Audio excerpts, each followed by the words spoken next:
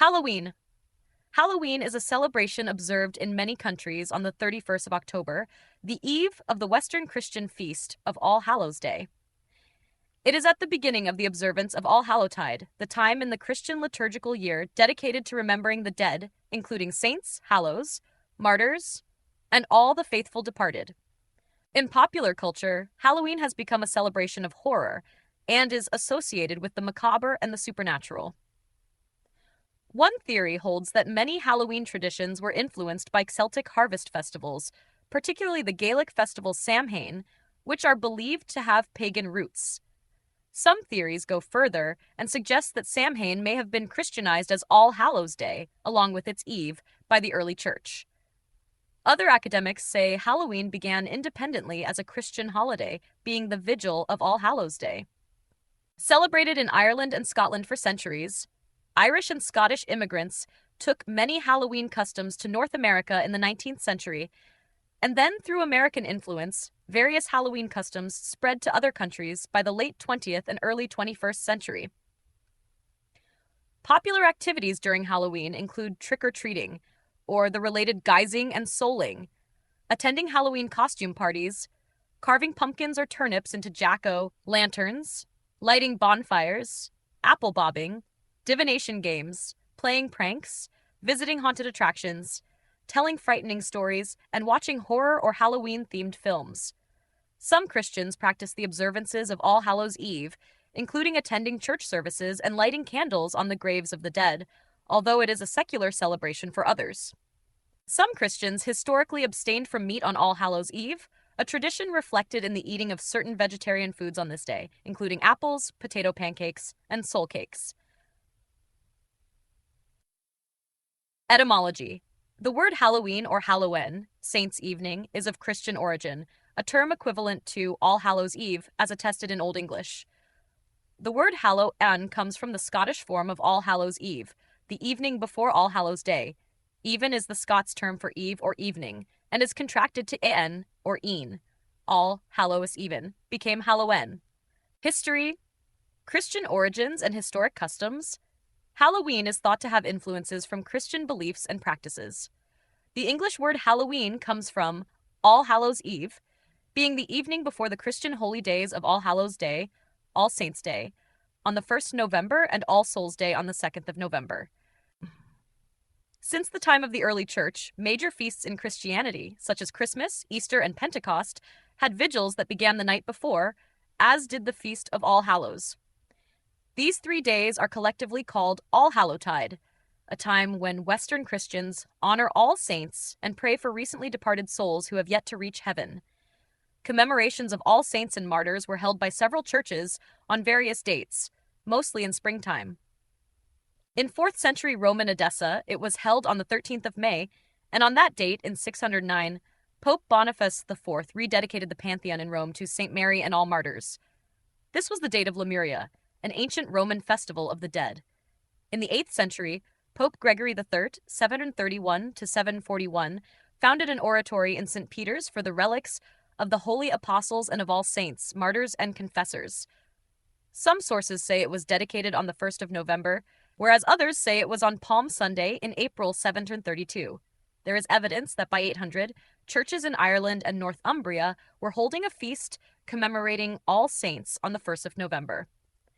Alcuin of Northumbria, a member of Charlemagne's court, may then have introduced this 1st of November date in the Frankish Empire. In 835, it became the official date in the Frankish Empire. Some suggest this was due to Celtic influence, others that it was a Germanic idea, although it is claimed that both Germanic and Celtic-speaking peoples commemorated the dead at the beginning of winter. They may have seen it as the most fitting time to do so, as it is a time of dying in nature. It is also suggested the change was made on the practical grounds that Rome in summer could not accommodate the great number of pilgrims who flocked to it, and perhaps because of public health concerns over Roman fever, which claimed a number of lives during Rome's sultry summers. By the end of the 12th century, the celebration had become one of the holy days of obligation requiring church attendance in Western Christianity and involved such traditions as ringing church bells for souls in purgatory. It was also customary for criers dressed in black to parade the streets, ringing a bell of mournful sound and calling on all good Christians to remember the poor souls. The All-Hallowtide custom of baking and sharing soul cakes for all christened souls has been suggested as the origin of trick-or-treating. The custom dates back at least as far as the 15th century and was found in parts of England, Wales, Flanders, Bavaria, and Austria. Groups of poor people, often children, would go door to door during All-Hallowtide, collecting soul cakes in exchange for praying for the dead, especially the souls of the giver's friends and relatives. This was called souling.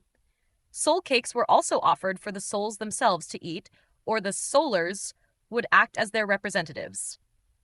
As with the Lent tradition of hot cross buns, soul cakes were often marked with a cross, indicating that they were baked as alms. Shakespeare mentions souling in his comedy The Two Gentlemen of Verona, 1593. While souling, Christians would carry lanterns made of hollowed-out turnips, which could have originally represented souls of the dead. Jack-o'-lanterns were used to ward off evil spirits. On All Saints' Day and All Souls' Day during the 19th century, candles were lit in homes in Ireland, Flanders, Bavaria, and in Tyrol, where they were called soul lights, that served to guide the souls back to visit their earthly homes. In many of these places, candles were also lit at graves on All Souls' Day.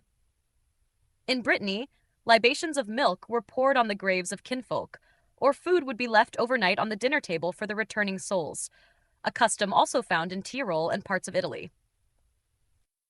Christian minister Prince Sori Conte linked the wearing of costumes to the belief in vengeful ghosts. It was traditionally believed that the souls of the departed wandered the earth until All Saints' Day, and All Hallows' Eve provided one last chance for the dead to gain vengeance on their enemies before moving to the next world. In order to avoid being recognized by any soul that might be seeking such vengeance, people would don masks or costumes. In the Middle Ages, churches in Europe that were too poor to display relics of martyred saints at All-Hallowtide let parishioners dress up as saints instead. Some Christians observe this custom at Halloween today. Leslie Bannatyne believes this could have been a Christianization of an earlier pagan custom. Many Christians in mainland Europe, especially in France, believed that once a year, on Halloween, the dead of the churchyards rose for one wild, hideous carnival, known as the Danse Macabre, which was often depicted in church decoration. Christopher Allmand and Rosamond McKitterick write in the New Cambridge Medieval History that the Danse Macabre urged Christians not to forget the end of all earthly things. The Danse Macabre was sometimes enacted in European village pageants and court masques, with people dressing up as corpses from various strata of society, and this may be the origin of Halloween costume parties. In Britain, these customs came under attack during the Reformation, as Protestants berated purgatory as a popish doctrine incompatible with the Calvinist doctrine of predestination. State-sanctioned ceremonies associated with the intercession of saints and prayer for souls in purgatory were abolished during the Elizabethan Reform, though All Hallows' Day remained in the English liturgical calendar to commemorate saints as godly human beings. For some nonconformist Protestants, the theology of All Hallows' Eve was redefined. Souls cannot be journeying from purgatory on their way to heaven, as Catholics frequently believe and assert. Instead, the so-called ghosts are thought to be in actuality evil spirits. Other Protestants believed in an intermediate state known as Hades, bosom of Abraham. In some localities, Catholics and Protestants continued souling, candlelit processions, or ringing church bells for the dead, but the Anglican Church eventually suppressed this bell ringing.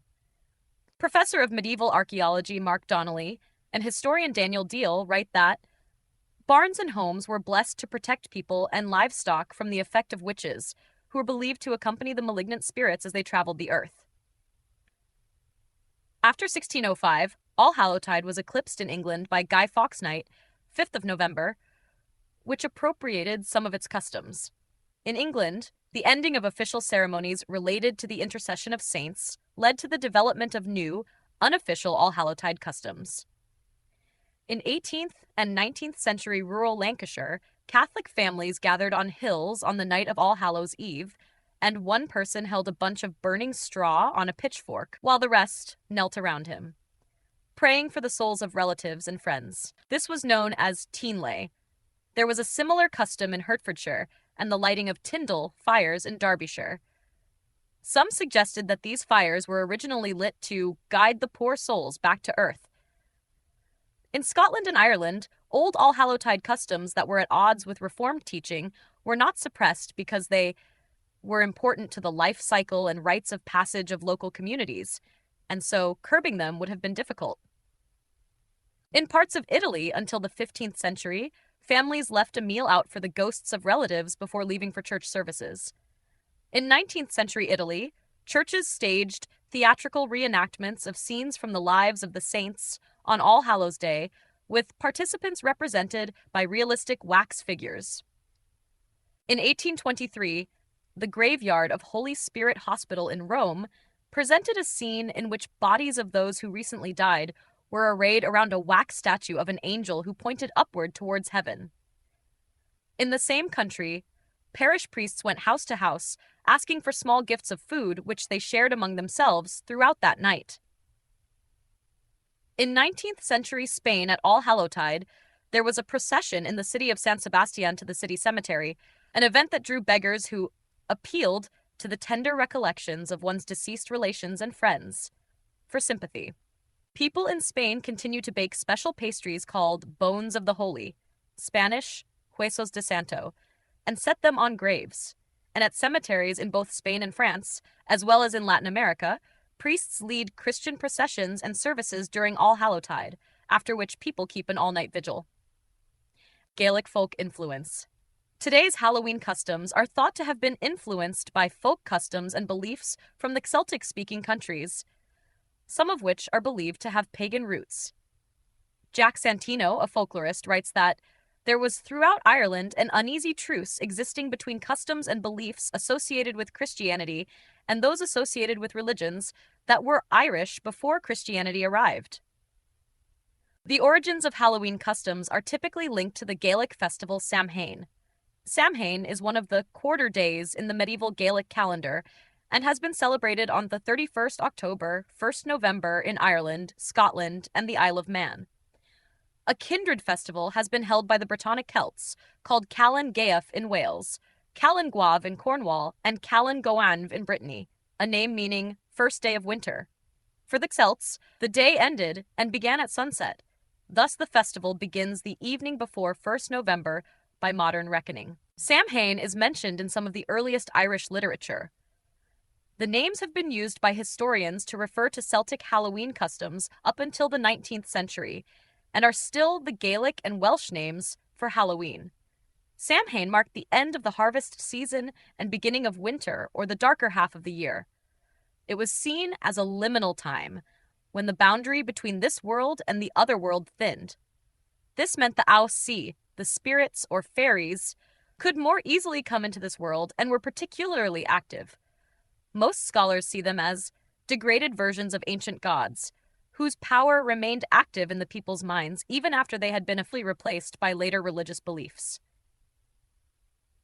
They were both respected and feared, with individuals often invoking the protection of God when approaching their dwellings. At Samhain, the Aoc were appeased to ensure the people and livestock survived the winter. Offerings of food and drink, or portions of the crops, were left outside for them. The souls of the dead were also said to revisit their homes seeking hospitality. Places were set at the dinner table and by the fire to welcome them. The belief that the souls of the dead return home on one night of the year and must be appeased seems to have ancient origins and is found in many cultures. In 19th century Ireland, candles would be lit and prayers formally offered for the souls of the dead. After this, the eating, drinking, and games would begin. Throughout Ireland and Britain, especially in the Celtic-speaking regions, the household festivities included divination rituals and games intended to foretell one's future, especially regarding death and marriage. Apples and nuts were often used, and customs included apple bobbing, nut roasting, scrying or mirror gazing, pouring molten lead or egg whites into water, dream interpretation, and others. Special bonfires were lit, and there were rituals involving them. Their flames, smoke, and ashes were deemed to have protective and cleansing powers. In some places, torches lit from the bonfire were carried sunwise around homes and fields to protect them. It is suggested the fires were a kind of imitative or sympathetic magic. They mimicked the sun and held back the decay and darkness of winter. They were also used for divination and to ward off evil spirits. In Scotland, these bonfires and divination games were banned by the church elders in some parishes. In Wales, bonfires were also lit to prevent the souls of the dead from falling to earth. Later, these bonfires kept away the devil. From at least the 16th century, the festival included mumming and guising in Ireland, Scotland, the Isle of Man, and Wales. This involved people going house to house in costume, or in disguise, usually reciting verses or songs in exchange for food. It may have originally been a tradition whereby people impersonated the Aos, or the souls of the dead, and received offerings on their behalf, similar to souling. Impersonating these beings, or wearing a disguise, was also believed to protect oneself from them. In parts of southern Ireland, the guisers included a hobby horse.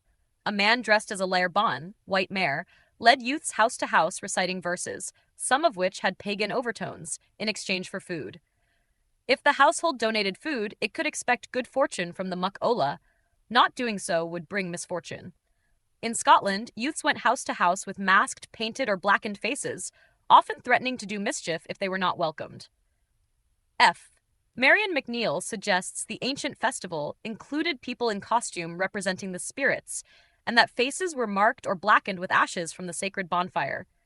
In parts of Wales, men went about dressed as fearsome beings called gwrachod. In the late 19th and early 20th century, young people in Glamorgan and Orkney cross-dressed. Elsewhere in Europe, mumming was part of other festivals, but in the Celtic-speaking regions, it was particularly appropriate to a night upon which supernatural beings were said to be abroad and could be imitated or warded off by human wanderers.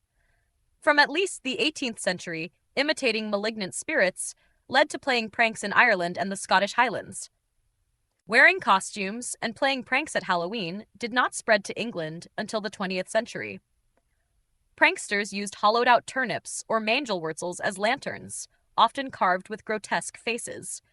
By those who made them, the lanterns were variously said to represent the spirits, or used to ward off evil spirits. They were common in parts of Ireland and the Scottish Highlands in the 19th century, as well as in Somerset. See Punky Night. In the 20th century, they spread to other parts of Britain and became generally known as jack-o'-lanterns. Spread to North America, Leslie Bannatyne and Cindy Ott write that Anglican colonists in the southern United States and Catholic colonists in Maryland recognized All Hallows' Eve in their church calendars. Although the Puritans of New England strongly opposed the holiday, along with other traditional celebrations of the established church, including Christmas. Almanacs of the late 18th and early 19th century give no indication that Halloween was widely celebrated in North America. It was not until after mass Irish and Scottish immigration in the 19th century that Halloween became a major holiday in America. Most American Halloween traditions were inherited from the Irish and Scots, though, in Cajun areas, a nocturnal mass was said in cemeteries on Halloween night. Candles that had been blessed were placed on graves, and families sometimes spent the entire night at the graveside. Originally confined to these immigrant communities, it was gradually assimilated into mainstream society and was celebrated coast to coast by people of all social, racial, and religious backgrounds by the early 20th century. Then, through American influence, these Halloween traditions spread to many other countries by the late 20th and early 21st century, including to mainland Europe and some parts of the Far East. Symbols. Development of artifacts and symbols associated with Halloween formed over time. Jack-o'-lanterns are traditionally carried by guisers on All Hallows' Eve in order to frighten evil spirits. There is a popular Irish Christian folktale associated with the jack-o'-lantern, which in folklore is said to represent a soul who has been denied entry into both heaven and hell. En route home after a night's drinking, Jack encounters the devil and tricks him into climbing a tree. A quick-thinking Jack etches the sign of the cross into the bark, thus trapping the devil. Jack strikes a bargain that Satan can never claim his soul. After a life of sin, drink, and mendacity, Jack is refused entry to heaven when he dies. Keeping his promise, the devil refuses to let Jack into hell and throws a live coal straight from the fires of hell at him.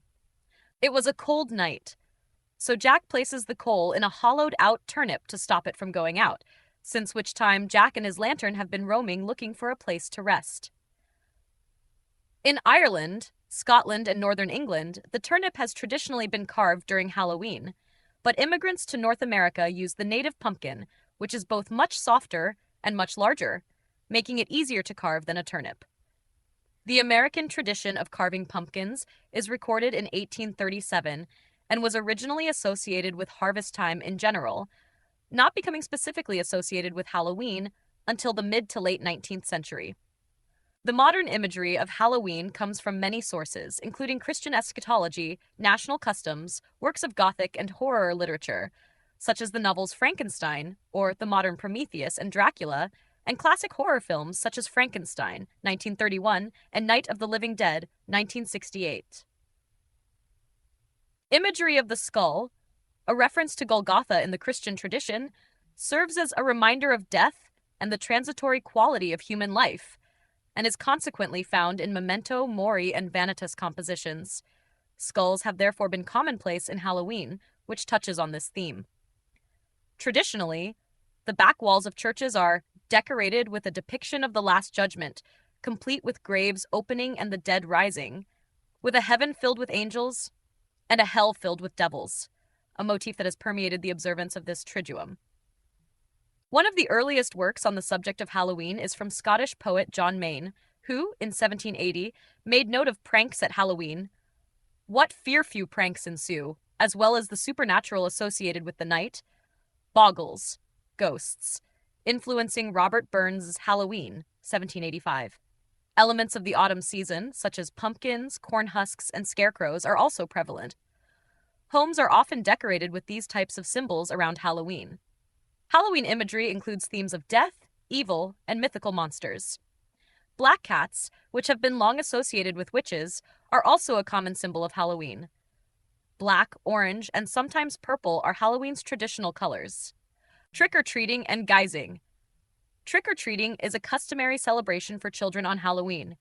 Children go in costume from house to house, asking for treats such as candy or sometimes money, with the question, trick or treat?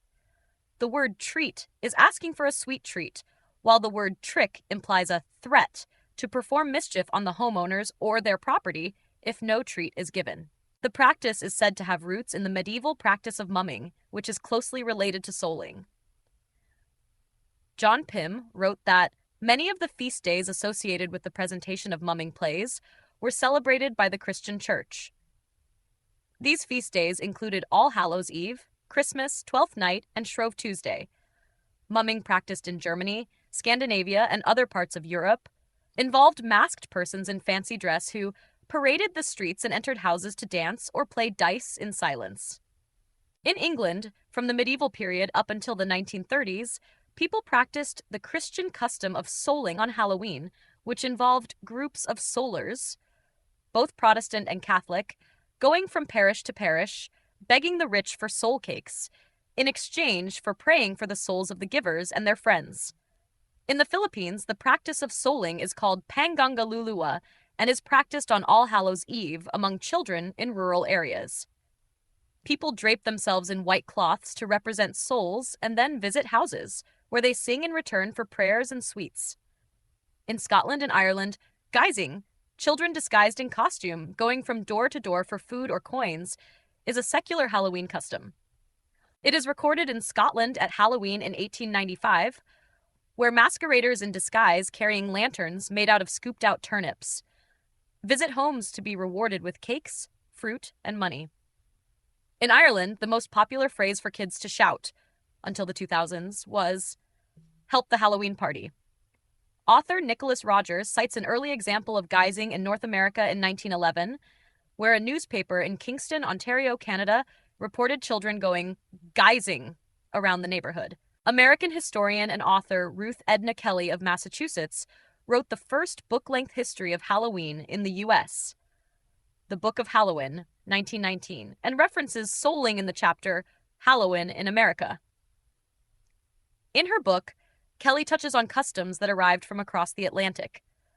Americans have fostered them and are making this an occasion something like what it must have been in its best days overseas.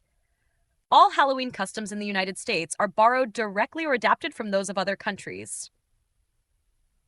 While the first reference to guising in North America occurs in 1911, another reference to ritual begging on Halloween appears, place unknown, in 1915, with a third reference in Chicago in 1920.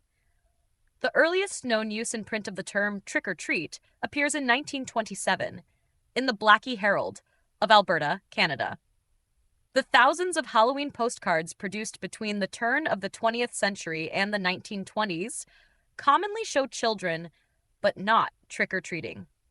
Trick-or-treating does not seem to have become a widespread practice in North America until the 1930s, with the first U.S. appearances of the term in 1934 and the first use in a national publication occurring in 1939. A popular variant of trick-or-treating, known as trunk-or-treating or Halloween tailgating, occurs when children are offered treats from the trunks of cars parked in a church parking lot, or sometimes a school parking lot. In a trunk-or-treat event, the trunk boot of each automobile is decorated with a certain theme, such as those of children's literature, movies, scripture, and job roles. Trunk-or-treating has grown in popularity due to its perception as being more safe than going door to door, a point that resonates well with parents, as well as the fact that it solves the rural conundrum in which homes are built a half-mile apart. Halloween costumes were traditionally modeled after figures such as vampires, ghosts, skeletons, scary-looking witches, and devils. Over time, the costume selection extended to include popular characters from fiction, celebrities, and generic archetypes such as ninjas and princesses. Dressing up in costumes and going guising was prevalent in Scotland and Ireland at Halloween by the late 19th century. A Scottish term, the tradition is called guising because of the disguises or costumes worn by the children. In Ireland and Scotland, the masks are known as false faces, a term recorded in Ayr, Scotland in 1890 by a Scot describing geysers. I had mind it was Halloween. The wee Callans boys were at it already, rinning aboot their false faces, on and their bits o' turnip lanterns in their hand. Costuming became popular for Halloween parties in the U.S. in the early 20th century, as often for adults as for children, and when trick-or-treating was becoming popular in Canada and the U.S. in the 1920s and 1930s. Eddie J. Smith, in his book Halloween, Hallowed is Thy Name, offers a religious perspective to the wearing of costumes on All Hallows' Eve, suggesting that by dressing up as creatures who at one time caused us to fear and tremble, people are able to poke fun at Satan, whose kingdom has been plundered by our Savior. Images of skeletons and the dead are traditional decorations used as memento mori. Trick or Treat for UNICEF is a fundraising program to support UNICEF, a United Nations program that provides humanitarian aid to children in developing countries. Started as a local event in a Northeast Philadelphia neighborhood in 1950 and expanded nationally in 1952, the program involves the distribution of small boxes by schools, or, in modern times, corporate sponsors like Hallmark, at their licensed stores to trick-or-treaters, in which they can solicit small change donations from the houses they visit. It is estimated that children have collected more than $118 million for UNICEF since its inception. In Canada, in 2006, UNICEF decided to discontinue their Halloween collection boxes, citing safety and administrative concerns. After consultation with schools, they instead redesigned the program. The yearly New York's Village Halloween Parade was begun in 1974. It is the world's largest Halloween parade and America's only major nighttime parade, attracting more than 60,000 costumed participants, 2 million spectators, and a worldwide television audience. Since the late 2010s, ethnic stereotypes as costumes have increasingly come under scrutiny in the United States. Pet costumes. According to a 2018 report from the National Retail Federation, 30 million Americans will spend an estimated $480 million on Halloween costumes for their pets in 2018. This is up from an estimated $200 million in 2010. The most popular costumes for pets are the pumpkin, followed by the hot dog, and the bumblebee in third place. Games and other activities. There are several games traditionally associated with Halloween. Some of these games originated as divination rituals or ways of foretelling one's future, especially regarding death, marriage, and children. During the Middle Ages, these rituals were done by a rare few in rural communities as they were considered to be deadly serious practices. In recent centuries, these divination games have been a common feature of the household festivities in Ireland and Britain. They often involve apples and hazelnuts. In Celtic mythology, apples were strongly associated with the otherworld and immortality, while hazelnuts were associated with divine wisdom. Some also suggest that they derive from Roman practices in celebration of Pomona. The following activities were a common feature of Halloween in Ireland and Britain during the 17th to 20th centuries. Some have become more widespread and continue to be popular today. One common game is apple bobbing or dunking, which may be called duking in Scotland, in which apples float in a tub or a large basin of water, and the participants must use only their teeth to remove an apple from the basin. Variants of dunking involve kneeling on a chair, holding a fork between the teeth and trying to drive the fork into an apple, or embedding a coin in the apple, which participants had to remove with their teeth. Another common game involves hanging up treacle or syrup-coated scones by strings. These must be eaten without using hands while they remain attached to the string, an activity that inevitably leads to a sticky face. A similar game involved hanging an apple from a string with a coin embedded. The coin had to be removed without using hands. Another once popular game involves hanging a small wooden rod from the ceiling at head height with a lit candle on one end and an apple hanging from the other. The rod is spun round, and everyone takes turns to try to catch the apple with their teeth. Several of the traditional activities from Ireland and Britain involve foretelling one's future partner or spouse. An apple would be peeled in one long strip, then the peel tossed over the shoulder. The peel is believed to land in the shape of the first letter of the future spouse's name. 2 hazelnuts would be roasted near a fire, one named for the person roasting them, and the other for the person they desire. If the nuts jump away from the heat, it is a bad sign, but if the nuts roast quietly, it foretells a good match. A salty oatmeal bannock would be baked. The person would eat it in 3 bites and then go to bed in silence without anything to drink. This is said to result in a dream in which their future spouse offers them a drink to quench their thirst. Unmarried women were told that if they sat in a darkened room and gazed into a mirror on Halloween night, the face of their future husband would appear in the mirror. The custom was widespread enough to be commemorated on greeting cards from the late 19th century and early 20th century. Another popular Irish game was known as puisin, blindfolds. A person would be blindfolded and then would choose between several saucers. The item in the saucer would provide a hint as to their future. A ring would mean that they would marry soon. Clay, that they would die soon, perhaps within the year. Water, that they would emigrate. Rosary beads, that they would take holy orders, become a nun, priest, monk, etc. A coin, that they would become rich. A bean, that they would be poor. The game features prominently in the James Joyce short story Clay, 1914. In Ireland and Scotland, items would be hidden in food, usually a cake, barmbrack, cranachan, champ, or colcannon, and portions of it served out at random. A person's future would be foretold by the item they happen to find. For example, a ring meant marriage, and a coin meant wealth. Up until the 19th century, the Halloween bonfires were also used for divination in parts of Scotland, Wales, and Brittany. When the fire died down, a ring of stones would be laid in the ashes, one for each person. In the morning, if any stone was mislaid, it was said that the person it represented would not live out the year. In Mexico, children create altars to invite the spirits of deceased children to return, angelitos. Telling ghost stories, listening to Halloween-themed songs, and watching horror films are common fixtures of Halloween parties. Episodes of television series and Halloween-themed specials, with the specials usually aimed at children, are commonly aired on or before Halloween, while new horror films are often released before Halloween to take advantage of the holiday. Haunted attractions. Haunted attractions are entertainment venues designed to thrill and scare patrons. Most attractions are seasonal Halloween businesses that may include haunted houses, corn mazes, and hayrides, and the level of sophistication of the effects has risen as the industry has grown.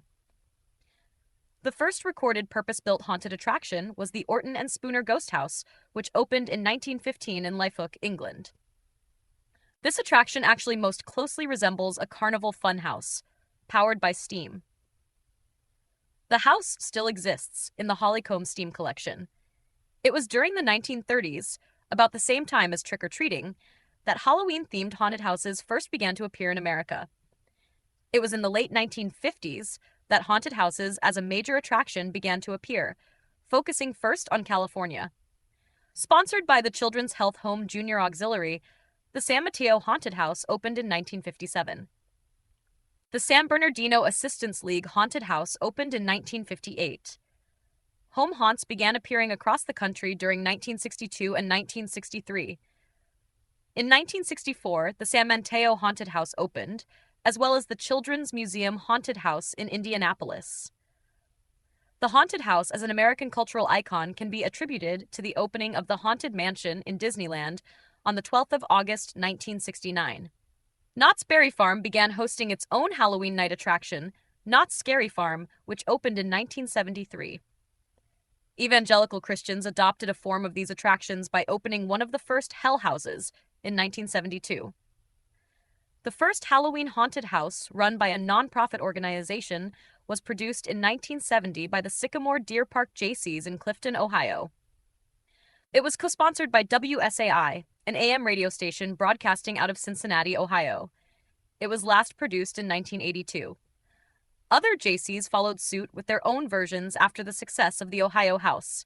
The March of Dimes copyrighted a mini haunted house for the March of Dimes in 1976 and began fundraising through their local chapters by conducting haunted houses soon after. Although they apparently quit supporting this type of event nationally sometime in the 1980s, some March of Dimes haunted houses have persisted until today. Food on All Hallows Eve. Many Western Christian denominations encourage abstinence from meat, giving rise to a variety of vegetarian foods associated with this day.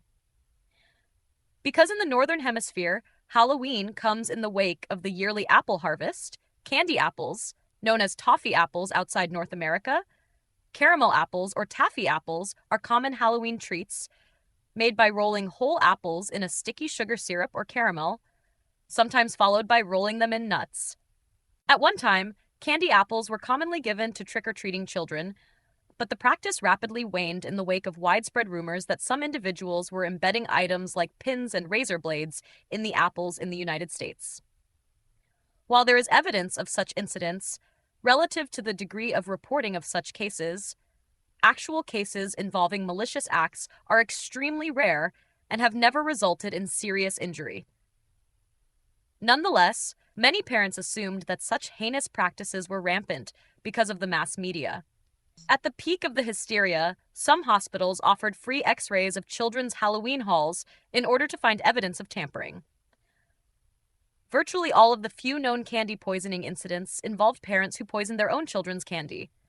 One custom that persists in modern-day Ireland is the baking, or more often nowadays the purchase, of a barmbrack, Irish, Byron break, which is a light fruitcake, into which a plain ring, a coin, and other charms are placed before baking. It is considered fortunate to be the lucky one who finds it. It has also been said that those who get a ring will find their true love in the ensuing year. This is similar to the tradition of king cake at the Festival of Epiphany. Halloween-themed foods are also produced by companies in the lead-up to the night. For example, Cadbury releasing goo heads, similar to cream eggs, in spooky wrapping. Foods such as cakes will often be decorated with Halloween colors, typically black, orange, and purple, and motifs for parties and events. Popular themes include pumpkins, spiders, and body parts. List of foods associated with Halloween: barmbrack, Ireland; bonfire, toffee, Great Britain; candy apples, toffee apples, Great Britain and Ireland; candy apples, candy corn, candy pumpkins, North America; monkey nuts, peanuts in their shells, Ireland and Scotland; caramel apples, caramel corn; Colcannon, Ireland, see below, sweets, candy, chocolate, often with novelty shapes like skulls, pumpkins, bats, etc.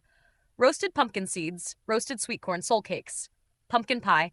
Other Protestant Christians also celebrate All Hallows' Eve as Reformation Day, a day to remember the Protestant Reformation, alongside All Hallows' Eve or independently from it. This is because Martin Luther is said to have nailed his 95 Theses to All Saints' Church in Wittenberg on All Hallows' Eve. Often, harvest festivals, Hallelujah Night, or Reformation festivals are held on All Hallows' Eve, in which children dress up as Bible characters or reformers. In addition to distributing candy to children who are trick-or-treating on Halloween, many Christians also provide gospel tracts to them. One organization, the American Tract Society, stated that around 3 million gospel tracts are ordered from them alone for Halloween celebrations. Others order Halloween-themed scripture candy to pass out to children on this day. Some Christians feel concerned about the modern celebration of Halloween because they feel it trivializes or celebrates paganism, the occult, or other practices and cultural phenomena deemed incompatible with their beliefs. Father Gabriele Amorth, an exorcist in Rome, has said, "If English and American children like to dress up as witches and devils on one night of the year, that is not a problem. If it is just a game, there is no harm in that." The Catholic Archdiocese of Boston has organized a Saint Fest on Halloween.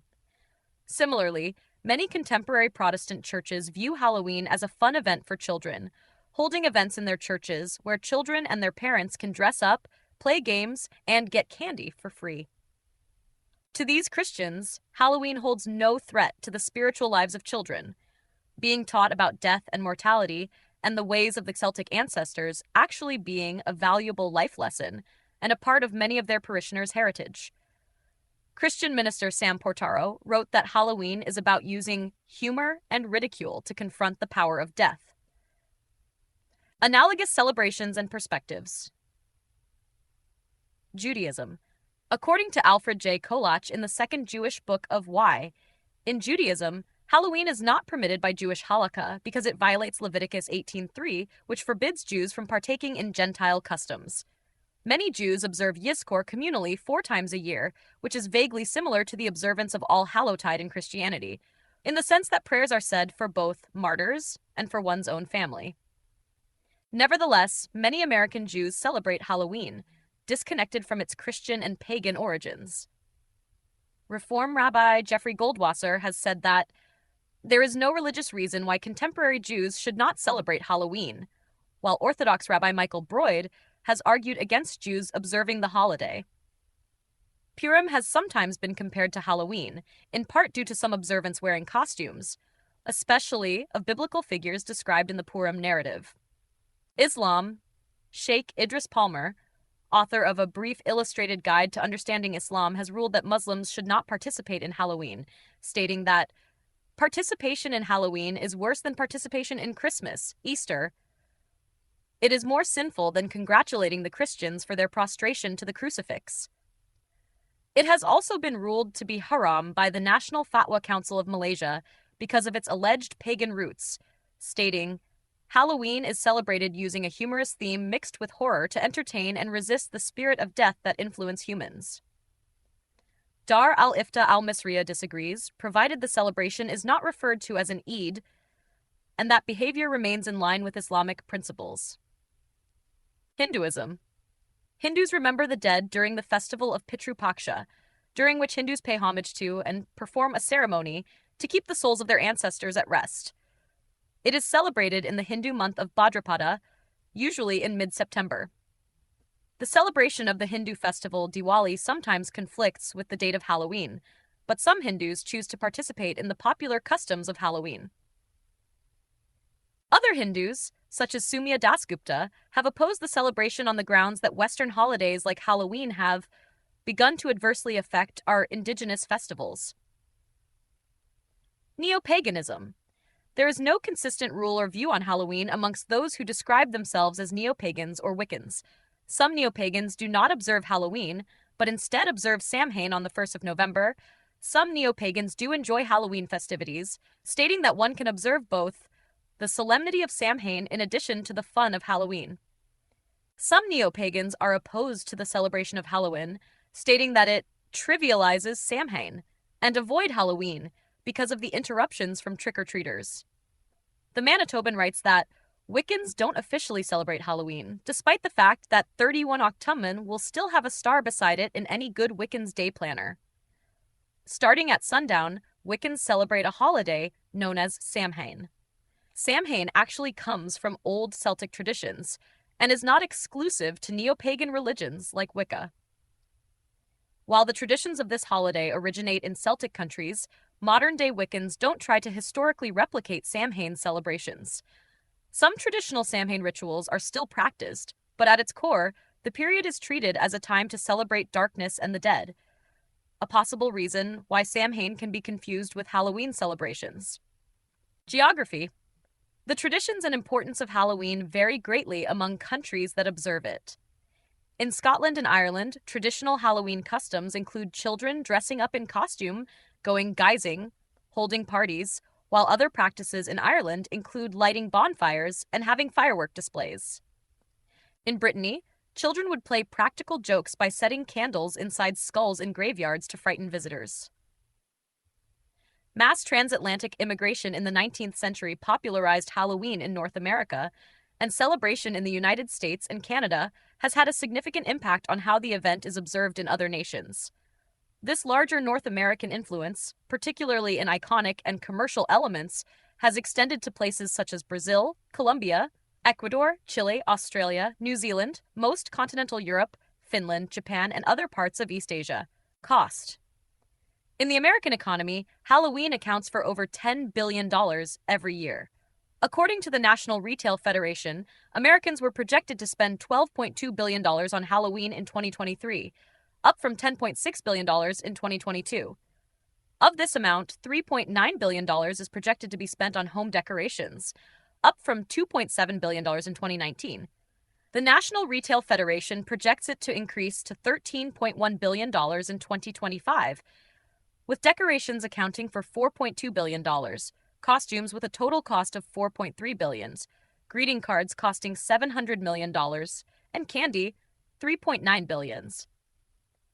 The popularity of Halloween decorations has been growing in recent years, with retailers offering a wider range of increasingly elaborate and oversized decorations.